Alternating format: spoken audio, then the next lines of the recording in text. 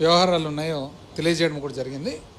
ఒకటి, ముఖ్యంగా ఆర్థిక సంఘం చేసే సిఫార్సులు ఏవైతే ఉంటాయో రాష్ట్రాలకు సంబంధించిన పన్నుల వాటా కేంద్రానికి వివిధ పన్నుల ద్వారా ఏదైతే రెవెన్యూ సమకూరుతుందో, income tax, corporation tax, GST, customs, central excise ఇవన్నీ కూడా ఉంటాయో అందులో రాష్ట్రాలకు కూడా కొంత వాటా వస్తుందన్నమాట.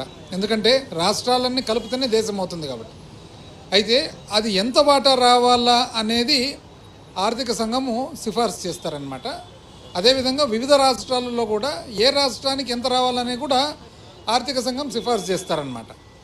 ఇదే కాకుండా స్థానిక సంస్థలకు గ్రాంటు, ఏదన్నా విపత్తు జరిగినప్పుడు గ్రాంటు, ప్రత్యేకమైన రాష్ట్రాలకు సంబంధించిన కొన్ని అవసరాలకు గ్రాంటు, ఇవన్నీ కూడా సిఫార్సులు చేస్తారు. అయితే ముఖ్యంగా రాష్ట్రాలకు సంబంధించిన పన్ను వాటా, వివిధ రాష్ట్రాలకు సంబంధించిన ఎంత వాటా అనేది ముఖ్యమైన వారి బాధ్యత. అందులో భాగంగా వైఎస్ఆర్ కాంగ్రెస్ పార్టీ తరఫున చెప్పడం జరిగింది. 14వ ఆర్థిక సంఘము మొట్టమొదటిసారిగా డాక్టర్ వైవి రెడ్డి గారు ఉన్నప్పుడు 32% నుంచి 42%కు పెంచడం జరిగింది.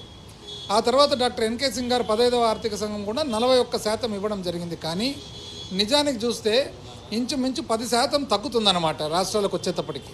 అంటే 42% ఒకవేళ సిఫార్సు చేసినా మనకు వస్తుండేది 32%. అంటే ఒక సామాన్య మానవునికి అర్థం కావాలంటే ఇష్యూ, ఒకవేళ ఒక రాష్ట్రానికి ఒక సంవత్సరము 40,000 కోట్లు రావాలని ఒకవేళ పన్నుల వాటా ఉంటే నిజానికి వచ్చేటప్పటికి 30,000 వస్తుందన్నమాట. ఎందుకు తగ్గుతుంది అంటే కేంద్రము సెస్సులు, సర్ఛార్జీల పేరు మీద వివిధ ప్రత్యేకమైన కారణాలకు అని చెప్పేసి ఈ వాటాలో నుంచి తగ్గిపోతుందన్నమాట. మేము వైఎస్ఆర్ కాంగ్రెస్ పార్టీ తరఫున సిఫార్సు మా సలహా ఏమంటే, అయ్యా 42 ఇచ్చినా మీరు మళ్ళీ చేతికి వచ్చేటప్పటికి 30 వస్తుంది కదా, అట్లా బదులు ఒక పని చేయండి, 50 ఇవ్వండి.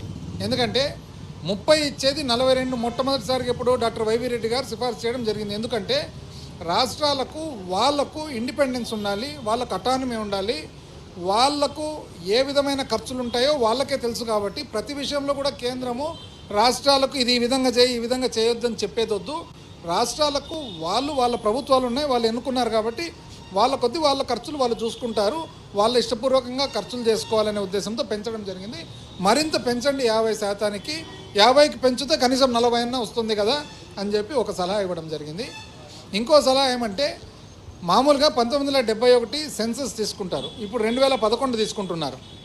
1971 నుంచి 2011 చూస్తే వివిధ రాష్ట్రాలు ఏదైతే కుటుంబ నియంత్రణ వలన జనాభా తగ్గించుకోగలిగిన వాళ్ళందరికీ కూడా ఈరోజు నష్టం కలుగుతుంది. కాబట్టి మేము సలహా ఏమి ఇచ్చినామంటే, ఏ రాష్ట్రాలు అయితే కుటుంబ నియంత్రణ ప్రోగ్రాం కింద జనాభా తగ్గించుకున్నారో ఆ రోజు అవసరాల కొద్దీ వాళ్ళని ఈ విధంగా పెనాల్టీ వేయడం తప్పవుతుంది. కాబట్టి మరొకసారి బోనస్, అంటే ఏ రాష్ట్రాలు అయితే ఆ ప్రోగ్రాం చక్కగా నిర్వహించినారో తద్వారా జనాభా తగ్గిందో వాళ్ళకు బోనస్ ఇవ్వండి, ఆ బోనస్ ద్వారా మరింత మేకప్ అవుతుంది అనేది కూడా ఒక సలహా ఇవ్వడం జరిగింది. అదేవిధంగా రాష్ట్రానికి ఈరోజు పునర్వ్యవస్థీకరణ జరిగిన తర్వాత మనం రెండు భాగాలుగా చూడొచ్చు.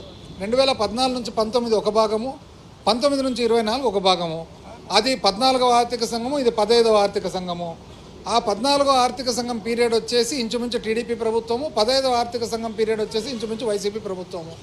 వీటిలో నిజంగా చూసినట్లయితే 14 నుంచి 19 పీరియడ్ ఏదైతే ఉందో, వాస్తవానికి నిజం చెప్పాలంటే గత 2-3 సంవత్సరాలుగా ఊరికే వివిధ మీడియా సంస్థలు అన్ని అసత్యాలు ప్రచురించి చేయడం జరిగింది. కానీ ఏ ఫిగర్ చూసినా కూడా, ఆర్బీఐ ఫిగర్ చూసినా, సిఏజీ ఫిగర్ చూసినా, లేదా మాస్పీ ఫిగర్ చూసినా కూడా 14 నుంచి 19లో అప్పు శాతం ఎక్కువ, అప్పు చేసిండేది ఎక్కువ శాతము. 19 నుంచి 24 కోవిడ్ ఉండి కూడా అప్పు శాతం తక్కువ. ఇది చెప్తుండేది నేను చెప్తున్నాను కాదు, ఇంకోరు చెప్తున్నాను కాదు, ఇది ఆర్బీఐ చెప్తుంది, సిఏజీ చెప్తుంది, మాస్పీ చెప్తుంది, వివిధ కేంద్ర ప్రభుత్వానికి సంబంధించిన ఇండిపెండెంట్ సంస్థలు చెప్తున్నాయి. అందుకనే 14 లక్షల కోట్లను ఒకరోజు, 13 లక్షల కోట్లను ఒకరోజు, 11 లక్షల కోట్లను ఒకరోజు, మట్కా నంబర్లు కదా, నోటికి ఏది వస్తే అది చెప్పినట్లు చెప్పుకుంటూ ప్రజలందరినీ కూడా తప్పుదోవ పట్టించి, ఇది చాలా తప్పు. వాస్తవానికి అసెంబ్లీలో ఈరోజు ఎంత అని చెప్పి వాళ్ళే చెప్తున్నారు ఎంత అప్పు ఉందనేది. కాబట్టి మేము వాస్తవాలన్నీ ముందర చెప్పడం జరిగింది. ఏ పరిస్థితుల్లో నిజాలంటే ఏమి, నిజాలు ఎక్కడి నుంచి చెప్తున్నాము? కేంద్ర ప్రభుత్వానికి సంబంధించిన ఆర్గనైజేషన్స్ నుంచి వచ్చిన ఫిగర్స్ చెప్తున్నాం. కాబట్టి చదువుకున్న వాళ్ళందరూ కూడా ఈ రాష్ట్రంలో దయచేసి మీరు నిజాలేమో కనుక్కోండి. ఊరికి అసత్యాలు ప్రచురించినంత మాట్లాడినా అది మీరు నమ్మొద్దండి. మొన్నటి వరకు మంగళవారము 1000 కోట్లు శ్రీలంక ఇంకోటి అండి. ఇప్పుడు ఎక్కడైందండి? ఎంతో కన్సర్న్ ఉండే కదా, ఎంతో చాలా దిగులు ఉండే కదా. ఇప్పుడు ఎక్కడ దిగులు లేదా? ఇప్పుడు రోజు చేస్తున్నారు. ఎప్పుడే 90,000 కోట్లు టచ్ అయింది లేదా ఇప్పుడు ఎవరికి? అంటే మొన్నటి వరకు ఒక సంవత్సరం కింద వరకు రాష్ట్రం ఏమైపోతుందో అని చెప్పి దిగులు పడిన వాళ్ళందరూ కూడా ఈరోజు ఎక్కడ పోయా దిగులు? సడన్గా పోయినా దిగులు. ఎంత అన్యాయం అండి ఇది. ఇది కాకుండా కోవిడ్ ఉన్నా కూడా వివిధ సంక్షేమ పథకాలు ఏవైతే ఉన్నాయో జగన్మోహన్ రెడ్డి గారు ప్రవేశపెట్టినది ఏది వైఎస్ఆర్ రైతు భరోసా అయితేనేమి, ఆసరా అయితేనేమి, చేయూత అయితేనేమి, అదేవిధంగా మరి ఏదైతే అమ్మఒడి అయితేనేమి, ఇవన్నీ కూడా కోవిడ్ అప్పుడు కులాలు మతాలు పార్టీలకు సంబంధం లేకుండా ప్రతి ఒక్క సామాన్య మానవుకి ఏదైతే ఇవ్వగలిగినామో ఈరోజు కూడా ఆ విధంగా ఇచ్చేదానికి అన్ని రకాలుగా మీరు సహాయపడండి అని చెప్పి రాష్ట్రం తరఫున కోరడం జరిగింది. సంవత్సరం అయినా కూడా ఇంతవరకు సంపద సృష్టి అయితే కనపడలేదు, ఇంకా సంపద తగ్గుతుంది. అదేవిధంగా ఈ సంవత్సరం రోజులుగా ఒక్క స్కీము చేయలేదు. అప్పు చూస్తే అప్పటికంటే ఎక్కువైంది. ఎక్కడ పోతున్నాయి డబ్బులు అనేది కూడా ఒక్కసారి ఎవరైతే మేధావులు ఉన్నారో ఈ రాష్ట్రంలో మొన్నటి వరకు శ్రీలంక అవుతుంది అని చెప్పి బాధపడిన వాళ్ళు ఉన్నారో వాళ్ళందరూ కూడా మరొకసారి చూసుకోవాలని చెప్పి మేము అన్నీ కూడా పేపర్ మూలకంగా తెలియజేయడం జరిగింది. అమరావతి భూసేకరణకి అదనంగా 45,000 ఎకరాలు తీసుకుంటారు. చంద్రబాబు నాయుడు ఇల్లు కడుతున్నారు, అభివృద్ధి జరుగుతుంది కదా. అది అభివృద్ధి అవునా కాదా అనేది మేధావులను అడగండి.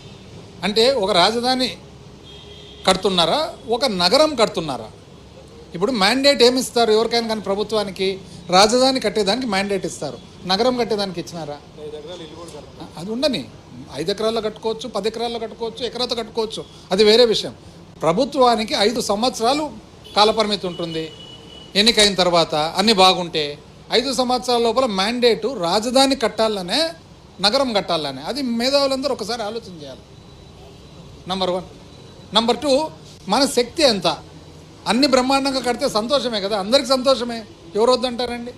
ఇప్పుడు మన దగ్గర ఒక మోటార్ సైకిల్ కొనేదానికి స్తోమత ఉన్నప్పుడు, ఒక కారు కొనేదానికి స్తోమత ఉన్నప్పుడు ఏరోప్లేన్ కొంటాము అంటే కొనొచ్చునేమో, చెప్పలేము. దానికి కంతులు ఎవరు కట్టాలా? సంతోషమే. మీరందరూ ఇప్పుడు ఏరోప్లేన్లో తిరిగితే మాకేమైనా బాధనా?